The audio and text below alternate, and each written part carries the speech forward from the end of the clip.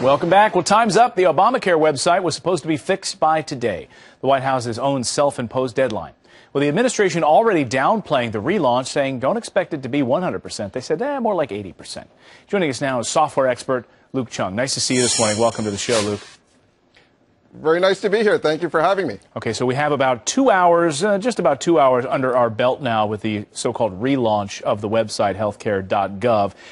It seems like people are able to log on pretty quickly here. We've heard some reports this morning of people not being able to get through certain parts of the website. What's your assessment? How is it looking this morning? You know, I haven't had a chance to see it yet, but I'm hoping that it will work. Given the amount of money that we as taxpayers have spent, I really hope it does work.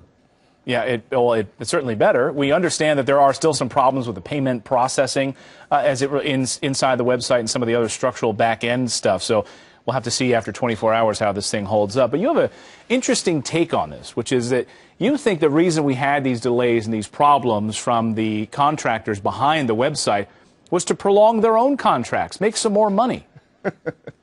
Well, I think if we follow the money, we will see the stink in this whole system. Because the way government contractors work, especially large ones, they're more specialists in winning government contracts, getting contract extensions, change orders, defending themselves when they lose contracts, protesting. I mean, there's a whole way of lawyering up and putting oneself in a position that you're too big to fire. One thing, too big to fire, I'm scratching my head about it, because if I had spent millions of dollars on a website and you couldn't deliver that website on time, I don't think I'd be renewing your contract. How do these guys get their contracts renewed? You know, that is the problem with the whole government IT procurement system. CGI Federal, these other contractors, actually are incentivized to make more money if they don't deliver functional systems on day one. Look at all the money that they've made since October 1st. Well, now they're under the gun, right? We need to have this website working today. That's what the president wanted. They set up this entire war room to make sure that that's happening. So how will we know if the website is functioning at least up to the capacity they say? It seems like it's a little bit hard to look behind that veil. Yeah, I mean, I don't know exactly what they're going to do. I think it's very odd that they've already come out and said that there's going to be a failure rate of something like 1% of the users. I mean, 50,000 people in the system, 1% is 500 users.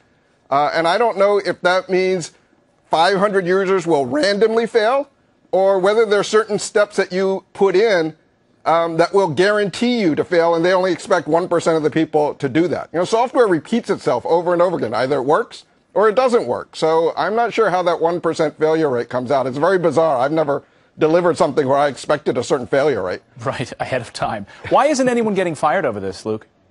Well, I think we have to look at how IT governance is handled in the government, because these policymakers, these politicians, they really don't understand how to manage these technology projects and hold contractors responsible and accountable for the things that they deliver. If it's a small contractor, they could get rid of them very easily. But for the bigger ones, they have a lot of lawyers that would be able to deflect any blame against them, and they're continued to be eligible to bid on new projects in the future. If this was in the private sector, would this hold water?